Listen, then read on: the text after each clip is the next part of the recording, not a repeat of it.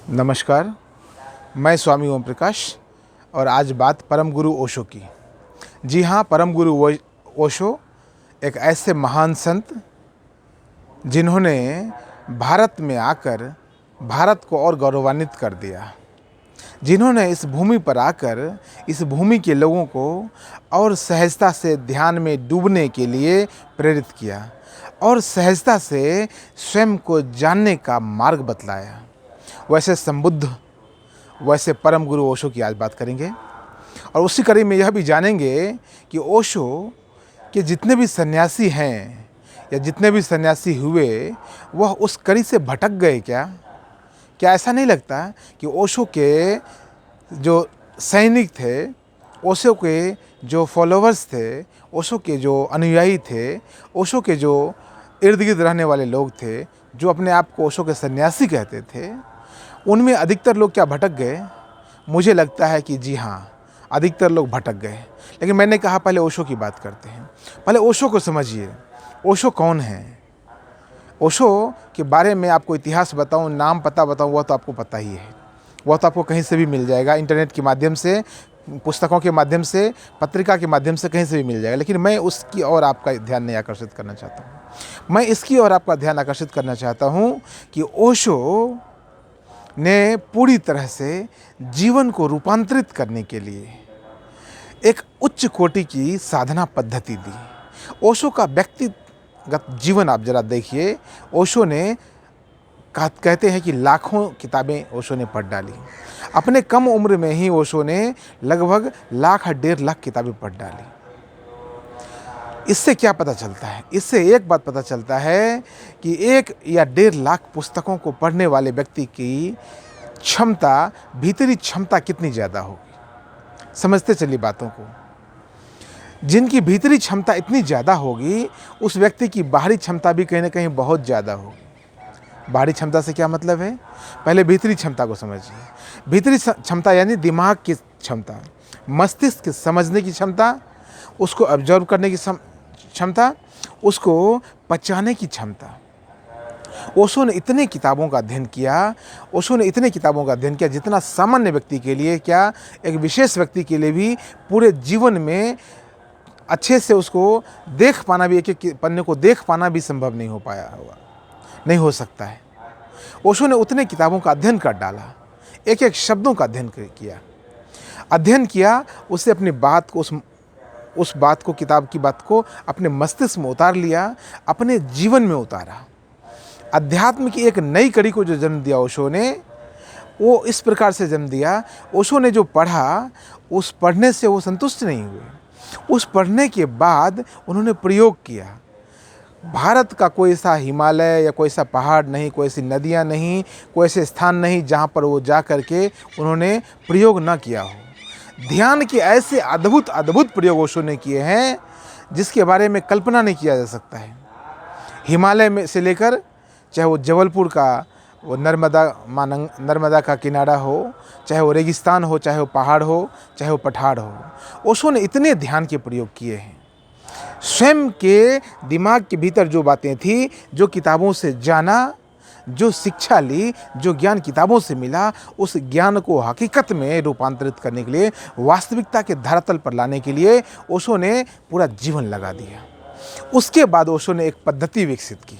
उस पद्धति के माध्यम से ओशो ने कहा कि अब इस पद्धति पर तुम चलोगे तो तुम्हारे पहुंचने की संभावना अधिक से अधिक होगी। लेकिन ओशो के सन्यासी उस बात को समझ नहीं पाए।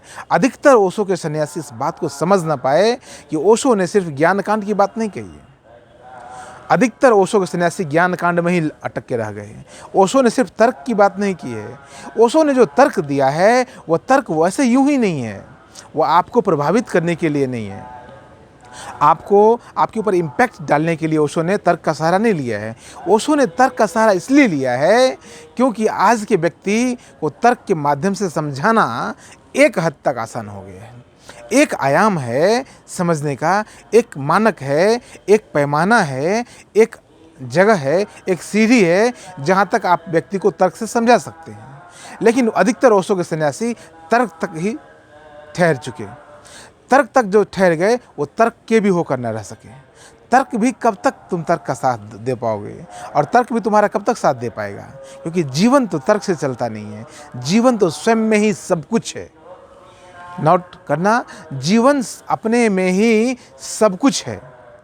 तो ओशो के सन्यासी या तो तथाकथित तर्क पर ठहर गए या तथाकथित ज्ञान कांड पर ठहर गए। ओशो ने ज्ञान कांड की भी विधि दी, ज्ञान कांड को भी समझने का तरीका दिया। ओशो ने कई एक छोटा सा क्रियाकांड, कर्मकांड नहीं, छोटा सा क्रियाकांड दिया, ध्यान के की विधियाँ दी। वो क्रियाकांड ही तो, क्रिया ही तो है, वो कर्म ही तो है, लेकिन वह कर्म ऐसा है कि उस कर्म के भीतर सचेतन होना ओशो ने सिखाया।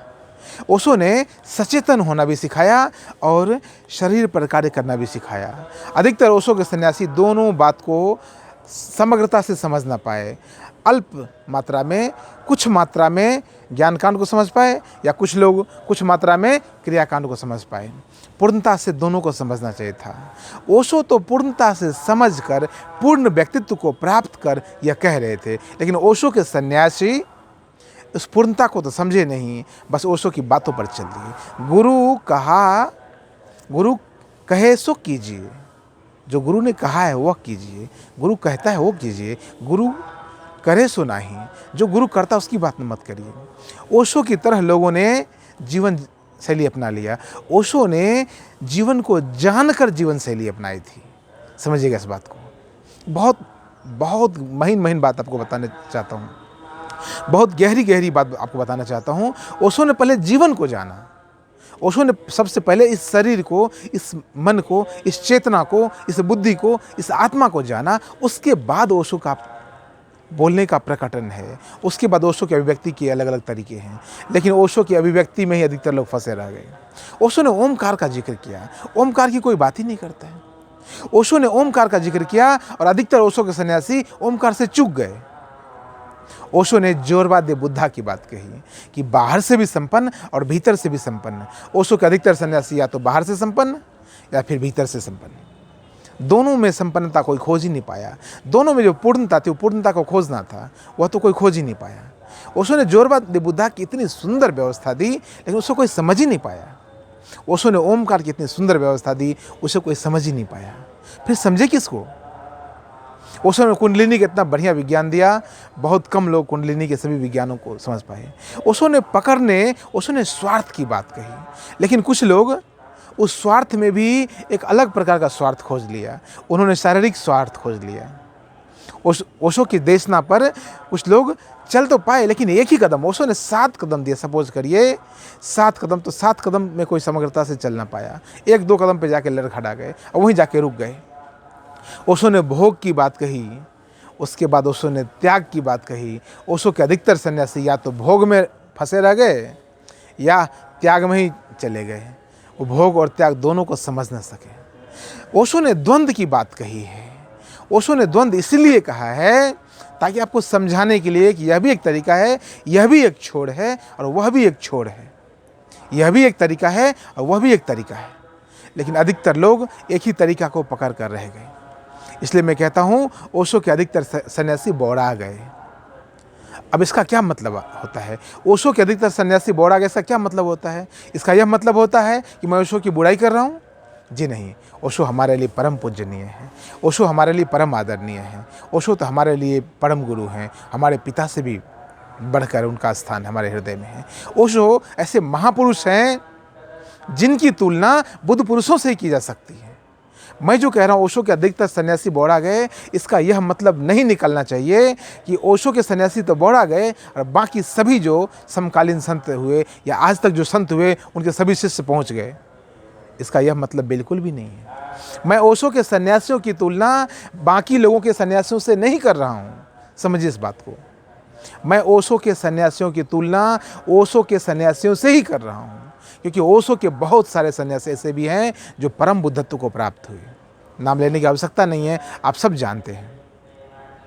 वो आज भी मौजूद हैं, बहुत सारे लोग, बहुत सारे संबुद्ध संत, ओशो के जो संत हैं, जो ओशो के शिष्य थे, वो आज भी हैं, आज भी इस धरा पर मौजूद हैं और वो अच्छे से अपना कार्य कर रहे हैं। ओशो की देशनाओं को और फैलाने का कार्य कर रहे हैं। मैं उसकी गहराई में नहीं जाऊँगा, उसके इतिहास में नहीं जाऊँगा। मैं यह कहना चाहता हूँ, ओशो ने जो बात कही, ओशो की सन्यासी उस बात को समझ ना पाए समग्रता से, बस इतनी सी बात कहना चाहता हूँ।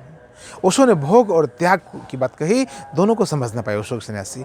ओशो के सन्यासी समझ सकते थे, क्योंकि ओशो जैसा व्यक्तित्व इस धरा पर कभी कभार हजारों वर्ष में कोई व्यक्ति पैदा होता है। कोई बुद्ध, कोई कृष्ण, कोई राम, कोई भगवान शिव जैसा व्यक्ति कभी कभी इस धरती पर मौजूद होते हैं, कभी कभी अस्तित्व पैदा करता है। इतनी मेहनत से ओशो जैसे व्यक्ति को पैदा करना होता है।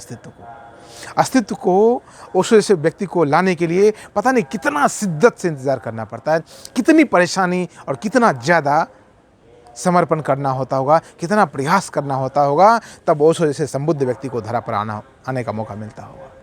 लेकिन ओशो के अधिकतर सन्यासी चूक गए। ओशो जैसे प्रतिभावान व्यक्ति उस हिमालय से, ओशो यानी हिमालय की ऊंचाई, ओशो यानी समुद्र की गहराई, ओशो यानी मरुस्थल, रेगिस्तान का सन्नाटा, ओशो जैसे महान व्यक्तित्व के पास रहकर भी ओशो के सन्यासी चूक गए। और इसलिए मुझे यह वीडियो बनाना पड़ता है, इसलिए मुझे कहना पड़ता है कि ओशो के अधिकतर सन्यासी बौड़ा गए, ओशो के समक्ष रहकर आप बौड़ा गए। हमारा तो दुर्भाग्य कि हमारे होश में आने से पूर्व ओशो शरीर छोड़ दिए। मेरा तो दुर्भाग्य, मैं स्वयं की बात कर रहा हूँ, मेरा तो दुर्भाग्य है कि वो मेरे होश में आने से थोड़े बड़े होने से पहले ही ओशो शरीर छोड़ दिए, विदा हो गए।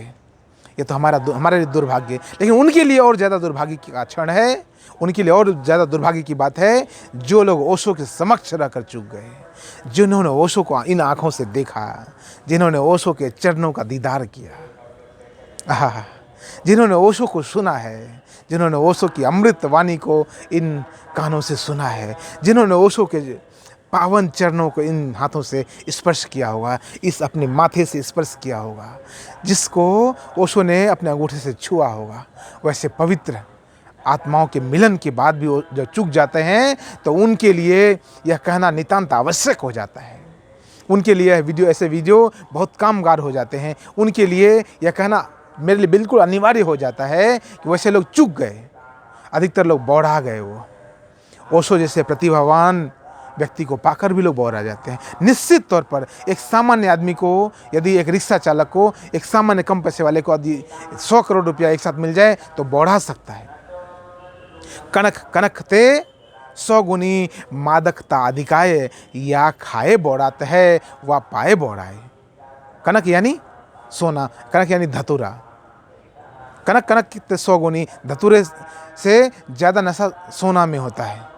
धतूरा को तो लोग खा के बौड़ाते हैं, सोना को लोग पा के बौड़ा जाते हैं। ओशो जैसे दिव्य चेतना को पाकर लोग बौड़ा गए होंगे। निश्चित तौर पर लोगों की क्षमता नहीं रही, लोगों की पात्रता विकसित नहीं हुई होगी और ओशो के समक्ष चले गए होंगे तो बौड़ा गए।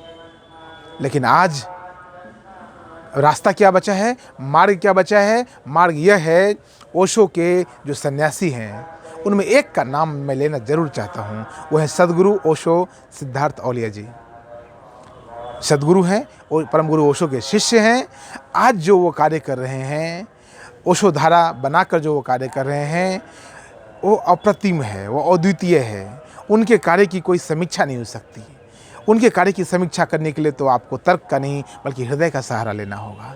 तो मैं कहता हूँ, ओशो के जो महान सन्यासी इस वक्त धरती पर जो भी मौजूद हैं, उनके शरण में जाया जाए, उनकी संगति में बैठा जाए। कुछ ना कुछ ओशो ने उनको छुआ है, ओशो ने दिया है, तो निश्चित तौर पर उनके पास कुछ है। उसको भी यदि आप लेने में समर्थ हो जाते हैं तो मैं मानता हूँ कि ओशो के आने से जो कुछ आपके जीवन में घट सकता था वो ओशो के सन्यासियों के द्वारा, ओशो के बुद्ध सन्यासियों के द्वारा, ओशो के बुद्धत्व शिष्यों के द्वारा आपको मिल सकता है। ओशो जैसे विराट चेतना जब देने के लिए आते हैं तो उनके देने की तो कोई सीमा नहीं है। उनके देने की सीमा तो वही तय करेंगे, क्योंकि मैंने कहा ओशो ने जितनी पढ़ाई की और जितना शरीर पर प्रयोग किया है, अध्यात्म के जितने प्रयोग किए ओशो ने, वह सब प्रयोग को एक शब्दों में, एक वीडियो में बताना तो असंभव जैसा है। लेकिन मैं आपसे कहता हूँ यदि आप एक सूत्र को भी पकड़ लें तो आपका कल्याण हो सकता है। ओशो जितनी बड़ी बड़ी बात कर रहे हैं वो बात ही नहीं है, वो हकीकत है। लेकिन उसे हकीकत को समझने के लिए आपको पहले सुनना होगा, जीवित सदगुरु के शरण में जाना होगा और जीवित सदगुरु के कहे अनुसार अपने आप को आपको जीवन में ढालना होगा। समझिए बात को। ओशो को पहले सुनना होगा, ओशो के संबुद्ध सन्यासियों के संगति में बैठना होगा और उसके बाद वो जो साधु, वो जो संबुद्ध संत ओशो के पीछे छूट गए हैं, ओशो के बाद हैं, ओशो के शिष्य मौजूद हैं, उनके कहे अनुसार आपको चलना होगा। तो निश्चित तौर पर ओशो जो देकर हमें जाना चाहते थे, ओशो जितने विराट स्तर पर, जितने व्यापक स्तर पर लोगों को संबुद्ध बनाना चाहते थे, वह आज भी घटित हो सकता है।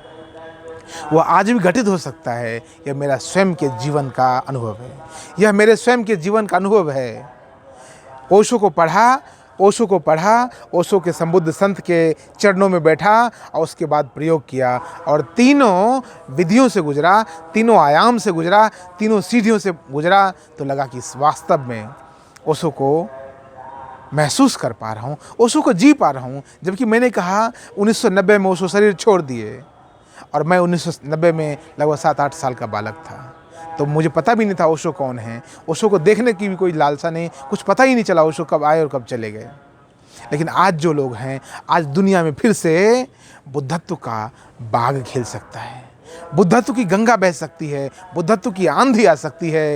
यदि ओशो के सन्यासी आप बनना चाहते हैं, यदि ओशो के रास्ते पर चलना चाहते हैं, तो ओशो को पढ़ना, ओशो के संबुद्ध सन्यासी के चरणों में बैठना और ओशो के कहे पर अमल करना, उनके सन्यासी कहे पर अमल करना, तो निश्चित तौर पर भारत एक बहुत बड़ी क्रांति का विस्फोट हो सकता है, एक बहुत बड़ी क्रांति का जन्म हो सकता है। और ओशो की मौजूदगी जब नहीं है तब ओशो और ज़्यादा व्यापक हो गए हैं।